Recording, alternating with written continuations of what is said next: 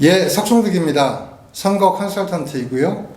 지금은 전략 컨설팅 그룹 창의 대표 컨설턴트로 활동하고 있습니다. 이번에는 선거교실입니다.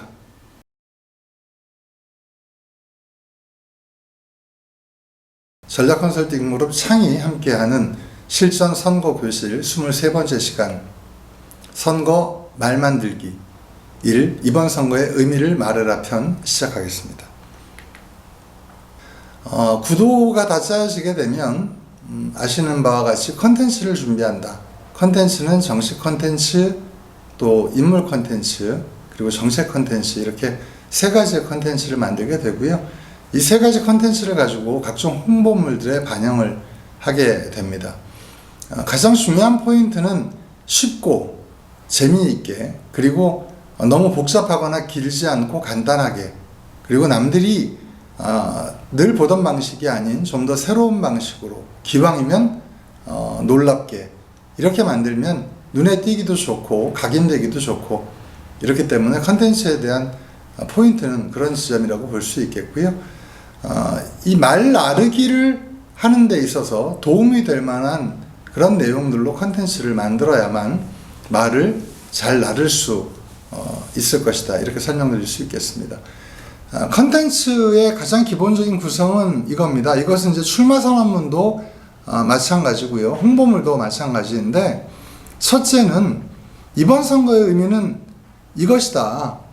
이것과 이것이 싸움을 하고 있다. 당신은 어느 편에 설 것인가? 라고 하는 게 첫 번째 등장 주제이고요. 첫 번째 컨텐츠의 내용이라고 말씀드릴 수 있겠습니다.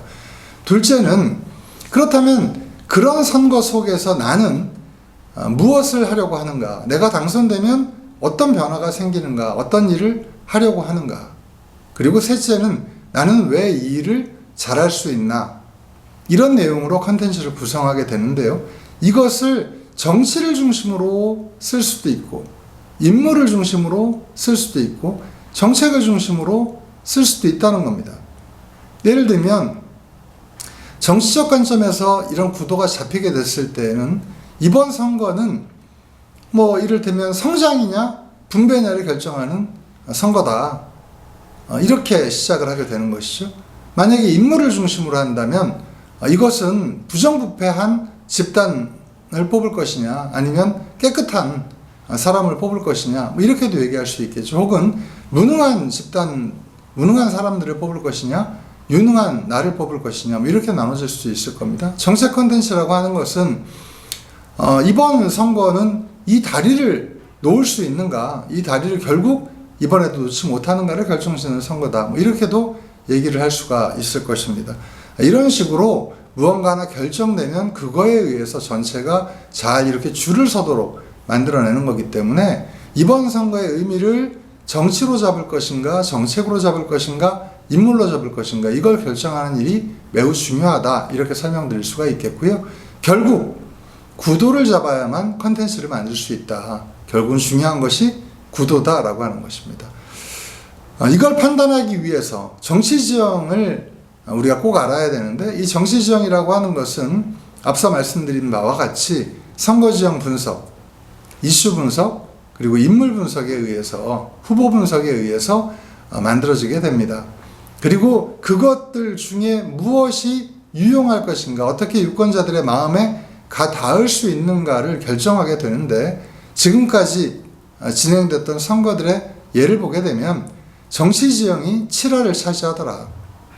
그리고 우리 정책지형이라고 하는 거, 이것들이 1 정도 차지하고 후보가 2 정도 차지한다. 그래서 사실은 정책이라든지 후보 중요하다라고 얘기하지만 결국은 정치지형에 의해서 승부가 갈리는 경우가 많다. 억울하지만 나는 정말 열심히 했지만 우리 당이 너무 밀리는 선거였기 때문에 지는 경우도 있고요. 나는 별로 한 일이 없고 그냥 프랭카드 치고 왔다 갔다 한 것밖에 없는데 당의 지지도가 너무 높아서 우리가 선거에서 이기는 경우, 이런 것들이 워낙 많이 있다는 거죠. 또 지역에 따라서도 어느 정도 하게 되면 당선되는 그런 곳이 있는가 하면 아무리 해도 당선이 안 되는 곳이 있고요. 아무것도 안 해도 당선이 되는, 특정 정당이 당선되거나 떨어지거나 하는 이런 지역적 경향성 같은 것도 있기 때문에 그런 부분들을 분석해서 결국 이번 선거의 구도를 어떻게 잡을 것인지 이걸 결정하게 된다는 것입니다. 구도의 7할은 정치입니다. 이 구도의 구성은 정치가 70, 인물이 20, 정책이 10이다 라고 이야기하는 것이 통설이다 라는 것입니다.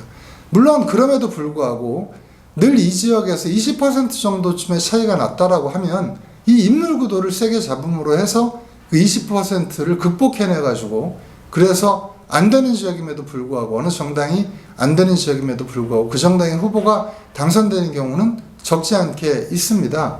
그러니까 20이라고 해서 이건 간과되어야 될 것 이렇게 얘기할 수는 없지만 상대적으로는 정치구도가 가장 잘 먹힌다라고 하는 이야기인 것이죠. 정치지형을 알아볼 수 있는 가장 좋은 표가 지금 우리 파워포인트에 나와 있는 이 표라고 볼 수 있겠습니다. 이것은 이제 부산 선거의 결과를 연도선으로 한번 쭉 나와본 겁니다. 그런데 퍼센테이지로 놓은 게 아니고 전체의 숫자, 투표 수를 가지고 놓은 것입니다. 그러다 보니까 어떤 해에는 투표가 많이 진행돼서 기권자가 매우 적었고 가운데 있는 회색이 매우 좁았던 때가 있고 회색이 아주 넓었던 그런 시기가 있습니다. 이것들을 이렇게 맞추어 놓고 자를 대고 한번 이렇게 보게 되면 이쪽은 아무리 잘해도 여기가 한계구나. 이쪽은 아무리 못해도 여기가 한계구나. 이 부분들을 볼 수 있다라고 하게 되면 만약에 이것이 아무리 우리가 잘해도 상대가 가장 못했던 부분을 뛰어넘을 수 없다라고 판단을 한다면 정치지형을 따라가서는 이 선거를 이길 수가 없다라고 하는 결론에 다름 아니다. 이렇게도 설명드릴 수가 있게 됩니다. 이 구체적인 내용들은 제 강의라든지 혹은 책을 통해서 말씀을 올리겠습니다만 그래서 꼭 이 정치지형들을 이렇게 한번 표로 그려보는 거 중요하다. 그냥 몇 퍼센트로 이겼다라고 하는 것은 기억하긴 좋지만 그것만 가지고는 표의 전반적인 유용화를 하기가 매우 어렵고 제대로 된 정치지형을 판단하는데 한계가 있다라는 말씀을 드리고요.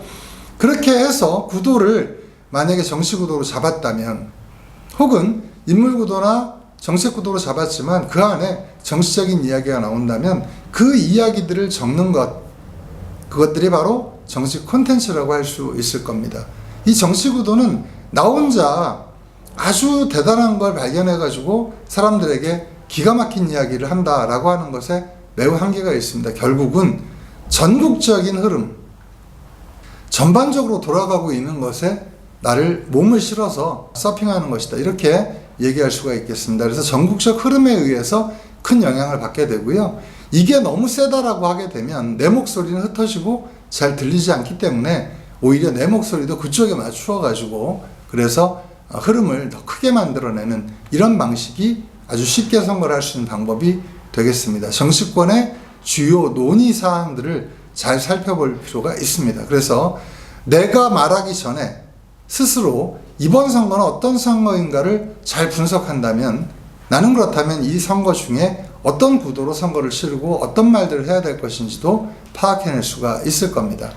이러한 정치 콘텐츠의 지엽적인 부분들 한 번 한 번씩 이야기하는 거 이런 것들을 우리가 정치 메시지라고 이야기합니다. 홍보물에 한번 들어간 거 연설에서 내가 한번 써먹는 거 유권자의 삶과 연계한 메시지가 필요합니다. 담론을 그냥 담론으로 얘기하면 잘 의사소통이 안 되거든요. 실제 우리 유권자들의 삶과 연결시켜서 이 정치적인 담론들을 이야기할 수 있고 우리 유권자들이 관심 있는 내용을 중심으로 해서 이 정치 메시지를 최종적으로 확정하는 것이 필요합니다. 한마디로 얘기하면 우리 편들 그들이 듣고 싶어하는 말이 무엇인지를 찾아내는 것이 제일 중요하다라고 하는 것입니다.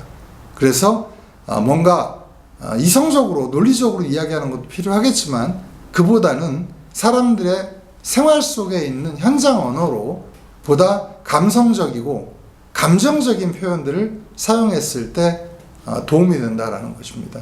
참고로 수도권 지역에서는 감성적인 것이 잘 먹히는데 이 영남 지역에서는 감정적인 부분들이 잘 먹힌다라고 하는 말도 있다라고 하는 것을 말씀드리면서 오늘 내용은 모두 마치도록 하겠습니다.